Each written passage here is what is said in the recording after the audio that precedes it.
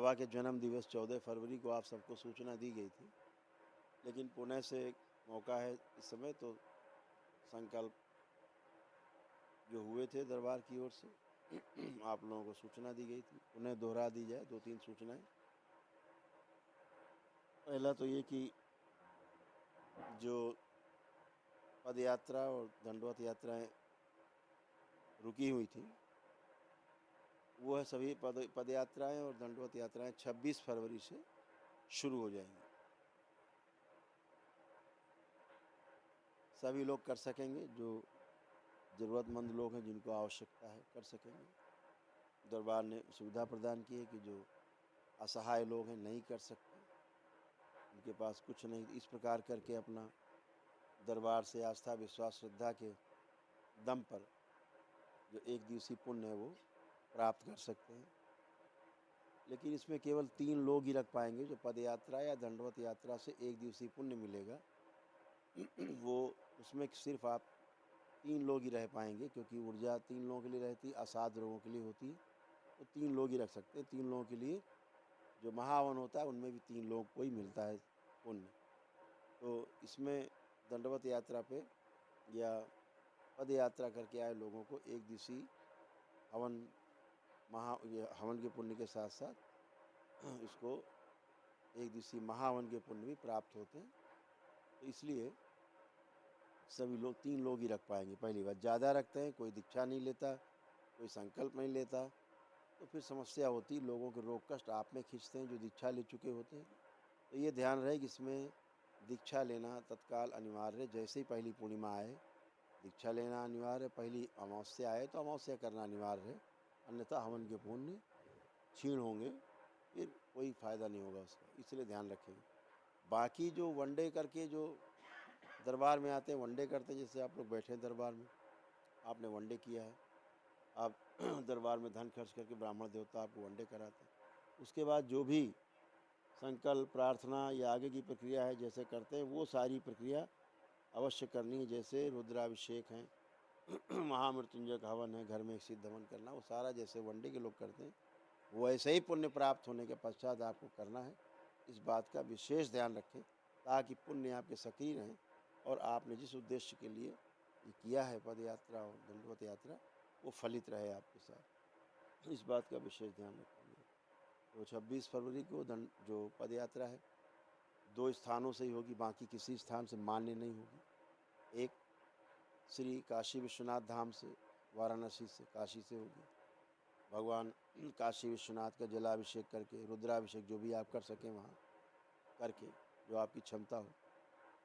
और माता अन्नपूर्णा का स्थान है वहाँ पर, शक्तिपीठ है अंदर ही, शक्तिपीठ के दर्शन करके, माँ के दर्शन करके, और वहाँ से अपना जल लेकर के गंगा जी से स्नान करके और श्री करुण शंकर महादेव धाम कानपुर के लिए प्रस्थान करेंगे।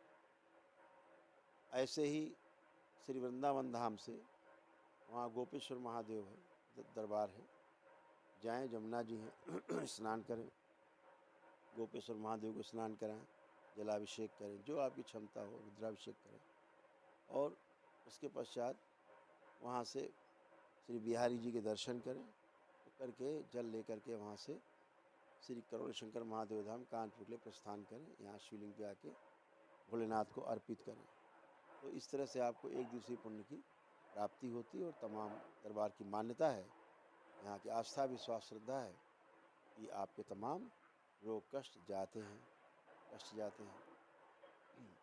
साथ में दंडवत यात्रा कानपुर के सरसैया घाट से शुरू होगी। उसके लिए अभी जो दंडवत यात्रा जो पदयात्रा बताई उसके लिए ध्यान रखना है।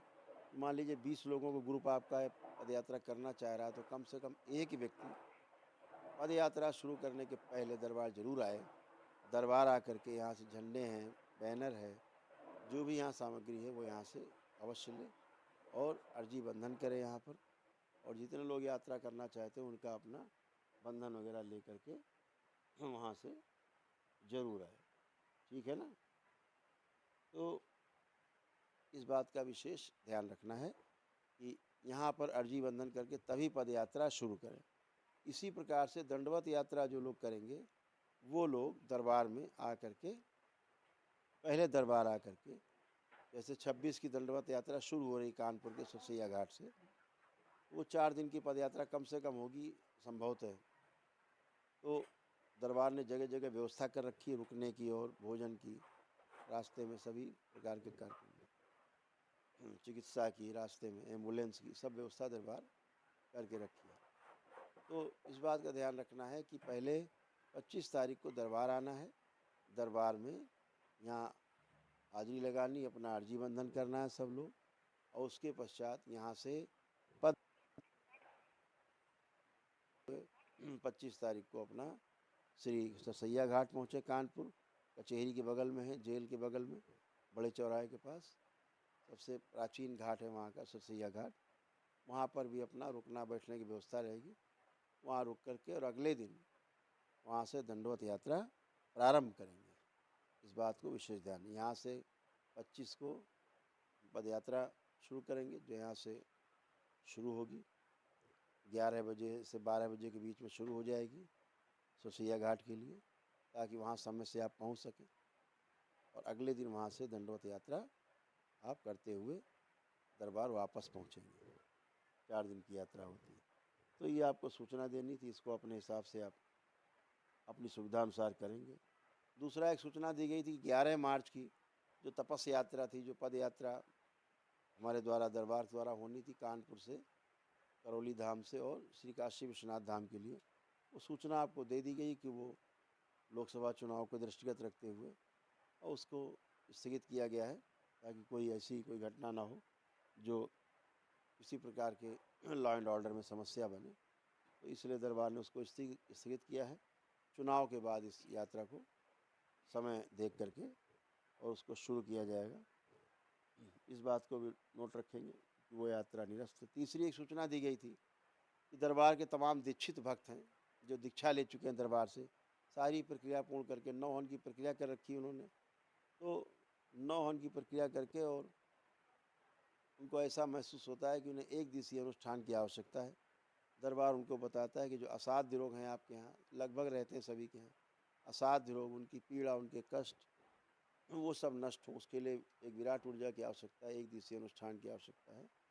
तो बहुत लोग धनाभाव के कारण नहीं कर पाते हैं। तो दरबार ने उनको भी एक विशेष रूप से व्यवस्था की है कि उनको 15 जून तक, अब से लेके 15 जून तक, यानी कल भी शुरू कर सकते हैं, 15 जून तक इस तरह से ये व्यवस्था खुली रहेगी। जो लोग 14 फरवरी के पहले के दीक्षित भक्त हैं, बाबा के जन्मदिन के पहले के दीक्षित भक्त हैं, वो यहाँ पर सब कंप्यूटराइज है, पूरा लिखा पढ़ी में रहते ये सब। तो आप दीक्षित हैं तो दरबार में आपको 61,000 रुपये की छूट मिलती है, और आप उसके बाद अपना 1 डे अपना कर सकते हैं। ये दरबार के उन भक्तों के लिए, दरबार के दीक्षित भक्त, ये दीक्षित भक्तों के लिए खुला है, बाकी किसी के लिए नहीं है। सब लिस्टेड है दरबार में, कौन दीक्षित है तो उनके लिए है, वो कर सकते हैं। तो ये सब आपके लिए सूचना है। बाकी आप लोग सब स्वस्थ रहें और मस्त रहें। दरबार बाबा माँ की कृपा आप सब पे बरसती रहे, भगवान भोलेनाथ माता कामाख्या की कृपा आप पे बरसती रहे। आप सभी स्वस्थ रहें, सुखी रहें और प्रसन्न रहें। हरि हर।